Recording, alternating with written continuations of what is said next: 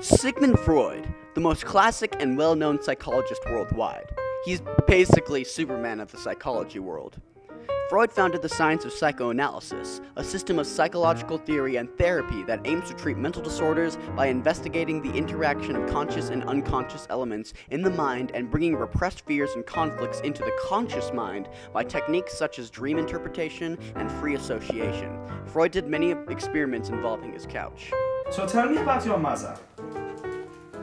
Well, she's a nice lady. Nice lady, yeah. Short hair. Short?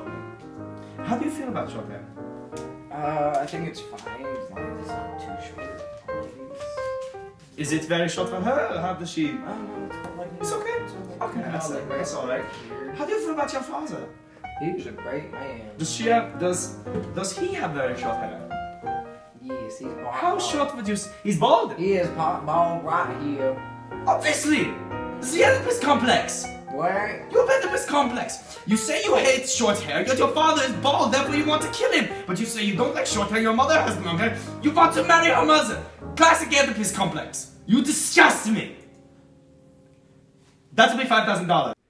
Hermann Rorschach is not too widely known in the world of psychology, or the world of Earth. However, he was an avid supporter under the Legion of Freud. While he wasn't exactly one of the most important psychologists, his test is recognized by almost anyone you mention it to, the Rorschach inkblot test. The Rorschach inkblot test is a projective psychological test consisting of 10 inkblots printed on cards created in 1921 with the publication of Psychodiagnostik by Hermann Rorschach. During the 1940s and 1950s, the test was synonymous with clinical psychology.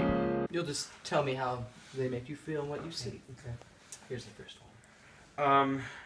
I don't know, a bat with no parents. A bat.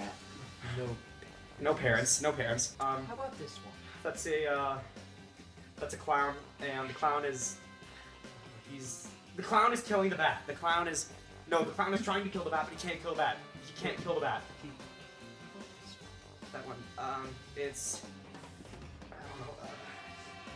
an orphan, a small boy wearing green tights. Extremely tight green tights and a Speedo, a yellow Speedo over the green tights, and he's small green tight Speedo boy. Yeah. I just want to make sure I'm not doing this. Alright, here's the last one.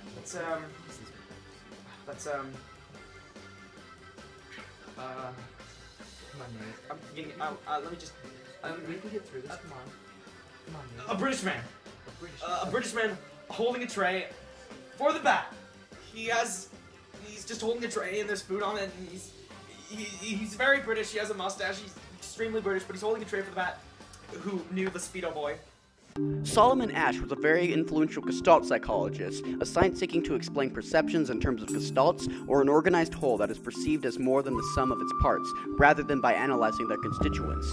Asch conducted an experiment to investigate the extent to which social pressure from a majority group could affect a person to conform. He placed a group of people in a room that had a board with 3 lines on it, A, B, and C, and had them tell him which line looked like the line on the left. Seems simple enough? Well, it wasn't quite as easy for the test subjects. When everyone in the line had unanimously chosen incorrectly, the test subject tended to conform and choose the wrong answer as well. Asch used this to prove that humans can easily conform when in the presence of a large group. Welcome, guys. I'm glad you can make it. I'm Solomon Asch, and I'm here today to test you guys on the conformity line experiment. Now, before we begin, I want to show you how the experiment works. So, you see, this line right here, That's a line. yes, it's the same height as one of these 3 lines. Now it's up to you guys to determine which line it's the same height as. Okay, so I'm going to start off with you, sir. Which line, either A, B, or C, is this line the same height as?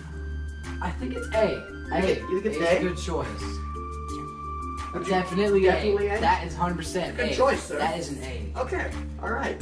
I think it's a good choice. I think you may be correct on that one. Now, sir, what do you agree with this statement? Or could it possibly be B? Or even C? Or is it A, like we both just That's informed on? definitely A. Do you not see that's A?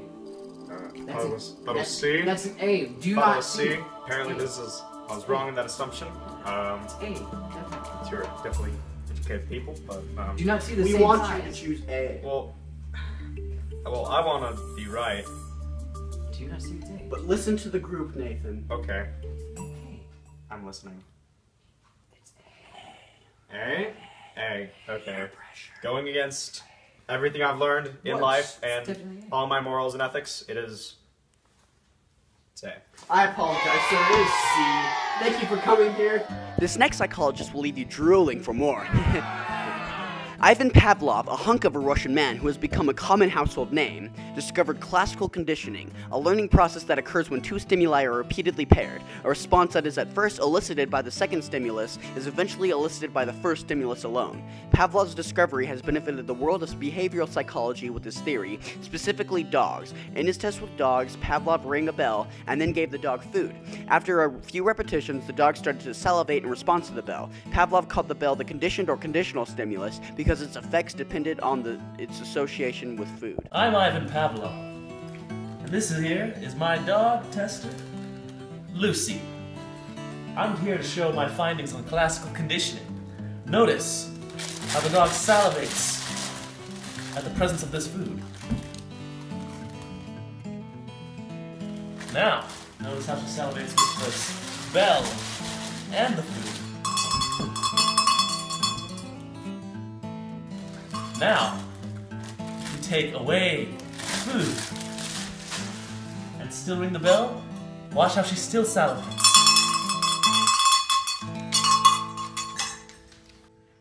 John Watson was another behaviorist who discovered even more about classical conditioning. He just did it in an unpleasant way, to say the least. Watson was interested in taking Pavlov's research even further to show that the emotional reactions could be classically conditioned in people. The participant in the experiment was a child known popularly today as Little Albert. Around the age of 9 months, Watson exposed the child to a series of stimuli, including a white rat, a rabbit, a monkey, masks, and burning newspaper, and observed the boy's reactions. The boy initially showed no fear to any of the objects he was shown. The next time Albert was exposed to the rat, Watson made a loud noise by hitting a metal pipe with a hammer. Naturally, the child began to cry after hearing the loud noise. After repeatedly pairing the white rat with the loud noise, Albert began to cry simply after seeing the rat or anything else resembling a white furry object. Number 1. What you do, Albert? It's a little chicken. It's a chicken. Oh, you It's a I love a chicken. You like the chicken, I love don't a you? chicken. I You love like a the chicken. chicken. No, don't chicken. It's chicken. I love a chicken.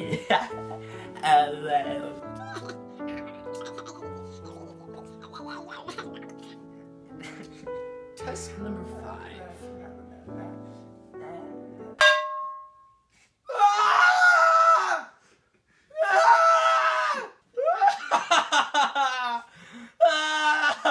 Hey, Albert. Hey, buddy. Look. Burrus Frederick Skinner. Handsome, ethical, wise, American. Skinner is a world-renowned psychologist who discovered operant conditioning, a process of behavior modification in which the subject is encouraged to behave in a desired manner through positive or negative reinforcement, so that the subject comes to associate the pleasure or displeasure of the reinforcement with the behavior. He created the Skinner box, an apparatus for studying instrumental conditioning in animals, or rats in this case, in which the animal is isolated and provided with a lever or switch that it learns to use to obtain a reward, such as a food pellet. Hello there, I'm B.F. Skinner. This is my good little rat, Lucy. Lucy, come here. Oh, good girl. Oh, good. Sit down. Sit. Oh, good. Using my Skinner box, I've conditioned Lucy the rat to push a little lever with the paw, whatever, you know, something happen, and she gets the tweets. In this instance, the lever's my knee. As so. That's how we do it. Oh, that's a good rat. That's a good girl. Oh, yo. And one for me for concluding my experiment. Harry Harlow was a pretty messed up guy. Here's why. The experiment involved monkeys. Yeah, this already sounds bad, doesn't it? Well, it is. Harlow helped pioneer attachment theory, stating that a child becomes attached to a mother because she fed the infant. Now, how does this have to do with monkeys? He separated infant monkeys from their mothers a few hours after birth, then arranged for the animals to be raised by two types of surrogate mother monkey machines, both equipped to dispense milk. One mother was made out of bare wire mesh, the other was a wire mother covered with soft terry cloth. Harlow's first observation was that the monkeys who had a choice of mother spent far more time clinging to the terry cloth surrogates, even when their physical nourishment came from bottles mounted on the bare wire mothers. The monkeys chose the cloth mothers because of the comfort they got from the blanket. The reason why this is so terrible is that being separated from the mothers, the monkeys experienced psychological trauma. Yeah, it really sucks. Walter Mischel, much like Herman Rorschach, was not a well-known psychologist, but his experiment and his findings were. Walter worked mainly with children, specifically their capacities with patience and dealing with temptations. He gathered a group of children to be participants in his experiment. He then gave each of them a marshmallow and gave them the instructions that if they could wait long enough, he would return to give them another. Much of them complied with his request, but some caved in and fulfilled Mischel's theory of instant gratification. He then linked this later to behaviors these children would have when they became adults. The ones who ate the marshmallows immediately would most likely turn out to be impulsive and impatient later in their life. Hi kids, I'm Walter Mischel, and I'm here to do a little experiment with you guys. Does it have to do with chickens? Candy!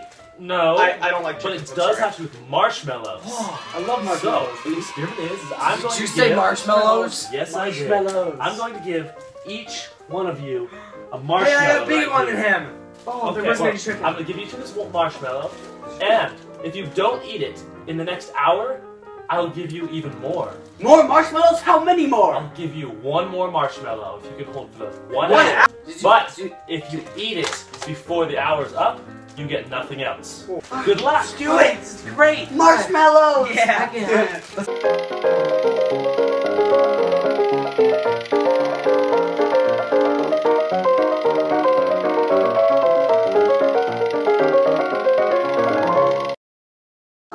Hey guys, we're done now.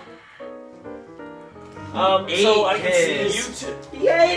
We win! Okay, since you two stood the whole hour without eating, you both get another one. Yes! Would you like my And, extra? No, I'm sorry, fine. I'll not take 2 diabetes. finish That's yours. fine. Oh, yeah. Don't worry. Don't Let's get eat. anything. Okay, good job, guys.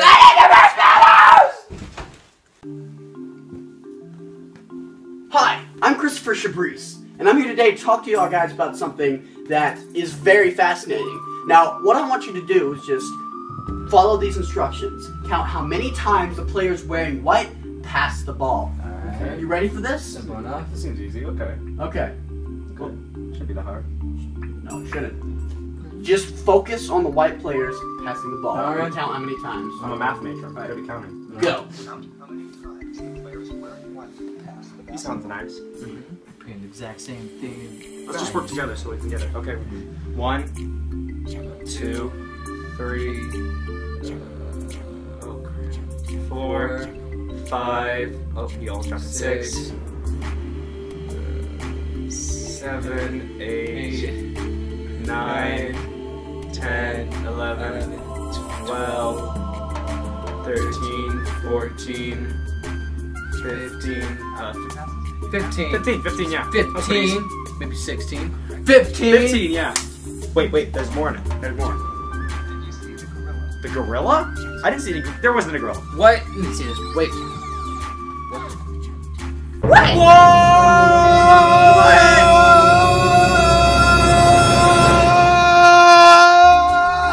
Impossible! I am perceptive. What? No! No! That's impossible. No! I'm extremely perceptive, attractive human. Did you see the gorilla?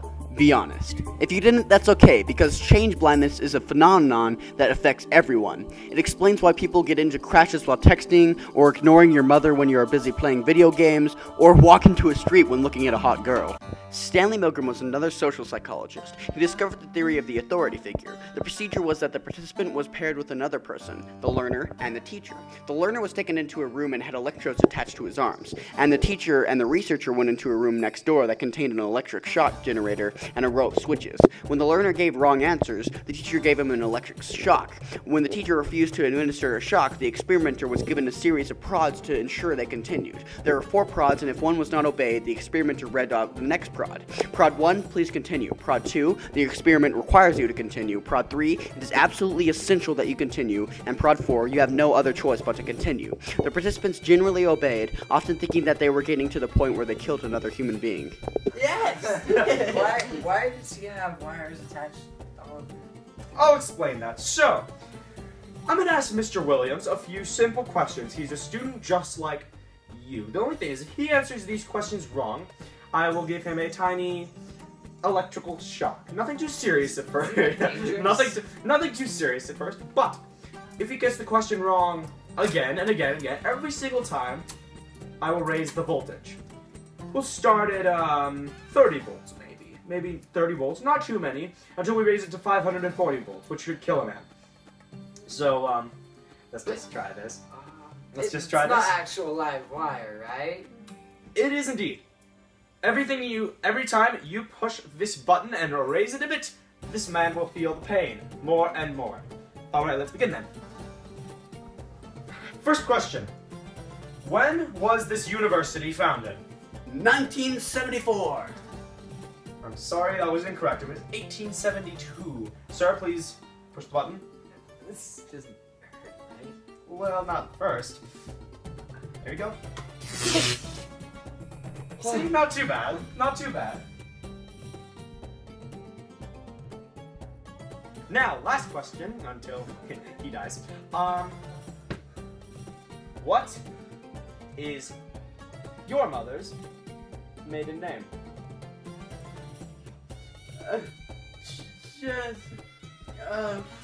Smith. Timothy! It was Timothy! I'm sorry, sir. The answer is actually Lewis. All right. Please, sir. Push the button. I won't. I'm sorry. Sir, it is crucial to the experiment that you continue. I won't push. I'm sorry. We need you to continue. I won't. Sorry. I'm sorry, sir. You really have no choice but to continue. Push the button. Now. Fine! I wanted to kill him anyway!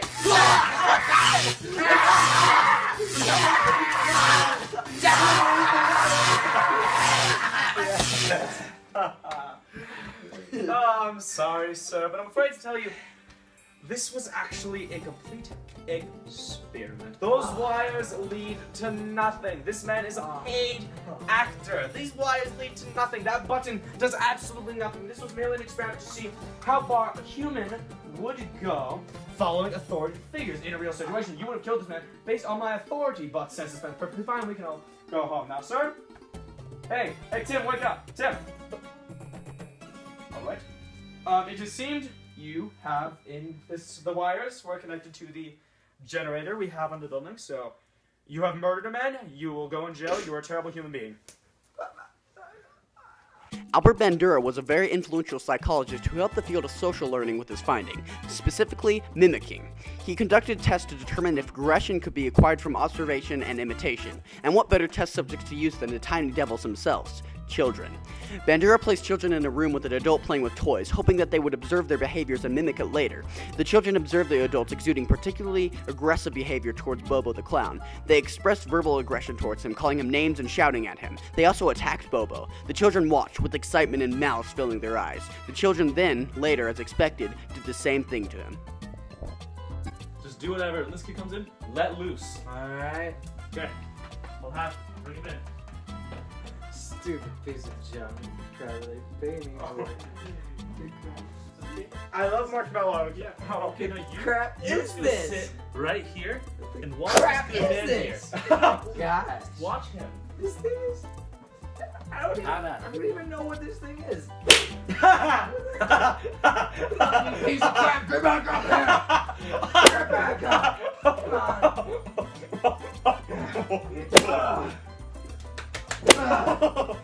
on! Get back up! Come on! Get back up! Get back up! Yeah!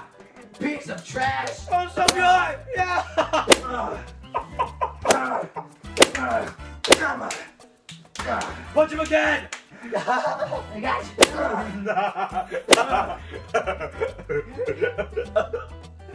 you! Bobo, you mess with me? Ha! So you mess with me, Bobo. Gotcha. That's how we do it, Bobo. Right before we cut people. I will destroy you, Bobo. I will you up! Get up, come on, I'm not gonna hurt you. I'm not gonna hurt you, you stupid little son of a gun. Suck it! This next experiment was actually legitimately messed up. The man behind this fascinatingly terrible experiment is Philip Zimbardo. He began with the goal of investigating how readily people would conform to the roles of guard and prisoner in a role-playing exercise that simulated prison life. Participants were randomly assigned to either the role of a prisoner or guard in a simulated prison environment. Prisoners were arrested at their homes without warning and taken to the local police station. When the prisoners arrived at the prison, they were stripped naked, deluged, had all their personal possessions removed and locked away, and were given prison clothes and bedding. Within a very short time, both guards and prisoners were settling into their new roles, the guards adopting theirs quickly and easily. Within hours of beginning the experiment, some guards began to harass prisoners. They behaved in a brutal, sadistic manner, apparently enjoying it. Other guards joined in, and the prisoners were also tormented.